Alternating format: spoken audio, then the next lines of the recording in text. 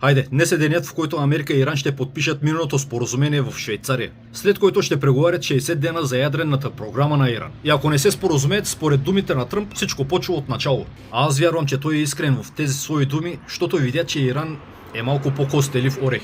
Не е като Венецуела. Та Тръмп според мен наистина иска това да се свърши. Но не на същото мнение е малкият им ортак. А те имат доста неща, с които да го шантажират да продължи тази война.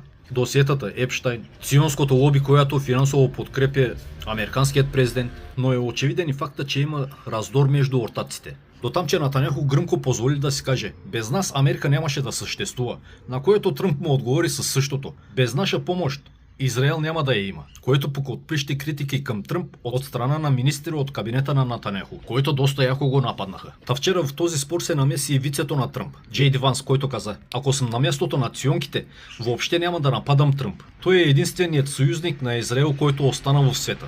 И си е прав човека. То не, че няма други, които подкрепят Израел и за Европата, ама те са малко по-безгласни букви. А Тръмп направи наистина много неща за Израел. Та Джей Ди Ванс продължи: нека в Израел да не забравят, че през тези последните 3 месеца се защитаваха с наши оръжия.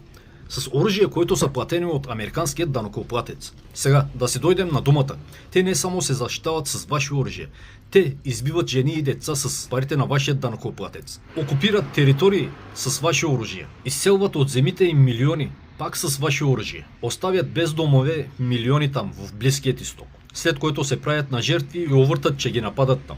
Няма нужда от игра на думи. Ако Америка и нямаше, Израел щеше да си е в границите, в която е създадена през 1948 година. Нямаше да увеличи територията си 3 пъти. Нямаше да успее да прогони от домовете им милиони. А и да не забравяме, че именно Тръмп, по времето на първият си президентски мандат, именно той подписал указ, с който призна Йерусалим за столица на Израел. Никой американски президент преди него не го беше направил. Също както и някой да започне война с Иран.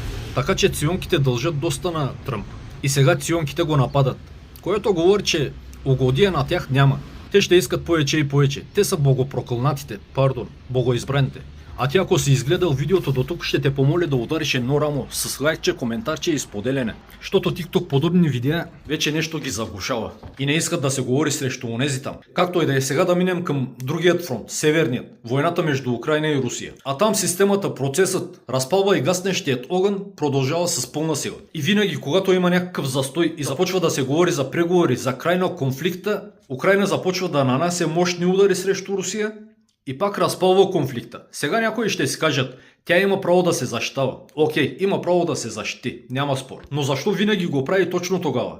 Покачва напрежението. Няма отклонение от плана, от системата. Има ли застой? Атакувай, както направиха и снощи. Те извършиха едно от най-мащабните и мощни удари срещу Русия. Удариха нефтопреработвателният завод Капотия. Големи взривове и пожари. Та искам да ти кажа, че с подобни удари Украйна само подклажда огъня. Те само си навличат по-големи унищожения и проблеми. Още повече се отдалечават от мира. Наистина ли вярват, че могат да победят по този начин? Че могат да си върнат земите и така нататък? Населението ти е намаляло на половина. Изгубил си 1/4 от територията си. Насила събираш хора от улицата, за да ги пратиш на фронта. Ти ли мислиш, че ще спечелиш войната? Интересно ми е мнението на обикновеният украинец. Какво мислят те?